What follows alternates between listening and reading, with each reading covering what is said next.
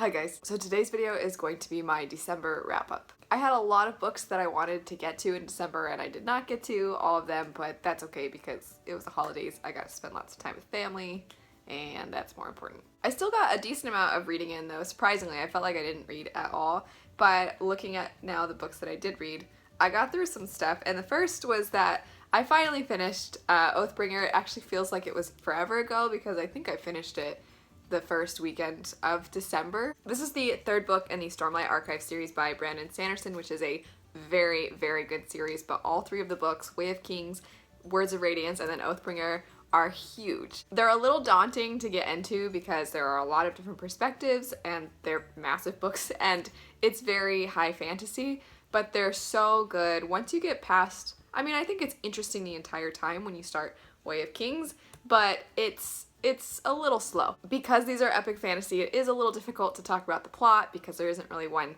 set plot, but I do have a non-spoiler review of the first one, Way of Kings, and for those of you that have read this third one, I have a very spoiler-y chat video. Speaking of Sanderson, most of my December was reading Sanderson's works. I did finally start the book Elantris, which is actually his very first published adult book, and I haven't finished it yet. At the time I'm filming this, it is pre-recorded, so I might have it done by the time it goes up, but it's pretty difficult to get into. All his books are a little slower at the start, there's a lot of build-up, and then usually the last chunk is really fast-paced and really intense, and you've had a lot of time to get really connected to the characters. But of all the ones I've read, I think this one has actually been the hardest one for me to get into, but I'm getting into it now. A quick summary of the book though, if you're wondering what the heck Elantris is even about, it follows this world where there was this society in the city, Elantris, that was filled with people that were basically divinities, and if you got this almost like a disease, it made you one of these divinities, and then you went to Elantris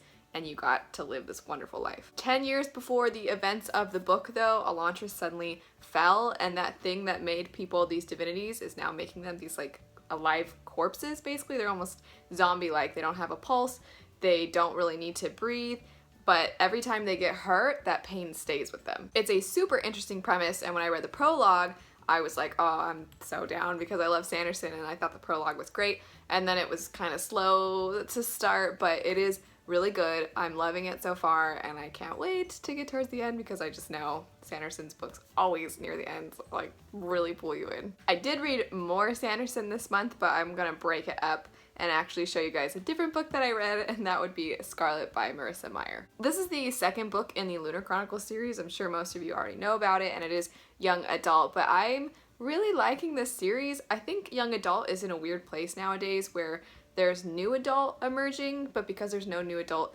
section formally, you get some content in young adult sections that's very mature, and then you get some that's more on the like younger aged side. For me, Lunar Chronicles currently is kind of right where I want my young adult books. There's a sense of lightheartedness to it, but there's still some serious stuff that goes down. People still die. The premises are still really interesting, and they're somewhat fairy tale retellings, but with science fiction, and I think that the way Marissa Meyer has combined it is really cool. Okay, jumping back into the Sanderson stuff, I finally got around to the second era Mistborn books. I read all three of the ones that are out, and I'm very sad because the fourth one was projected to come out in 2018, and then Sanderson posted on his website that it's not coming out until 2019. The man's a writing machine, so I suppose I'll forgive him. But anyway, I have heard that these books are more lighthearted and they're more fun and they're kind of like a buddy cop type feel to them, and so I went in expecting that, and I was very surprised because just within the prologue of the first one I was like, what the heck, like already it was really emotional. And all these things I'd heard were in comparison to the first era Mistborn books. For any of you that have read all three of those, you know, or have just heard me talk about them, you know that they're like devastating at the end. And I finally was like strong enough to go into these after recovering from my devastation of the first ones. I was expecting that lightheartedness, and then right away I was like, what the heck, Sanderson, because it was emotional. But then yes, they do turn around and they get to be way more lighthearted. There's a lot more humor, and there is a sense of severity with their situation, but the stakes, like, they don't they don't feel quite as heavy as they did in the first era books. Now, the last thing that I got around to this month kind of ties in with Mistborn. I read the novella within this bind-up of Sanderson's, and the novella is called Mistborn Secret History, and I had read that you should definitely go into Mistborn Secret History after reading all of the current Mistborn books, first era and second era. I actually think you could get away with reading Mistborn Secret History after finishing the first era books, and then you'll get kind of you'll get filled in a little bit, and then you can read the second era. I can see where there are some big reveals in the second era that might not feel like big reveals. It's a little difficult to talk about. I can't even tell you guys who it's about or what it's about because it spoils so much. So I can't really say anything about Mistborn Secret History, but if you're a fan of Mistborn, you will probably freak out if you read those.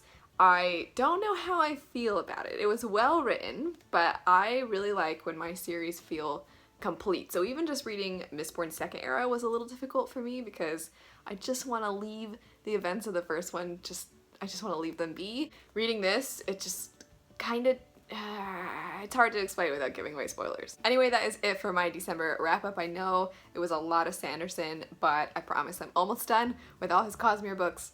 And then I'm still gonna be talking about them all the time, but not nearly as much. And the best part about wrap-ups, you guys know if you watch my channel that I do secret giveaways every month, so I'm going to have the winner of the secret giveaway announced right now. All right, let's see who it ends up being.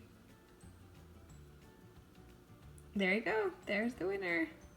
If you're interested in entering secret giveaways or want to learn more information, I always have info in the description bar of my videos, plus I have a video you can just watch which details a little bit more about it. If you guys are fellow Sanderson nerds, you should definitely let me know your thoughts on the second era Mistborn, well, I've probably talked to you guys about Oathbringer already, but Oathbringer and Mistborn Secret History because, and then let me know what your favorite book in the Lunar Chronicles series is, because I've heard a lot of people say Crest is their favorite, which is the one that I'm going to be reading next, and I'm really, really excited for it. If you liked the video, don't forget to like, comment, and subscribe. Click the little bell icon so you get notified when I post new videos, and check out some more of my videos right over here. Thanks so much for watching, and I will see you guys later. Bye.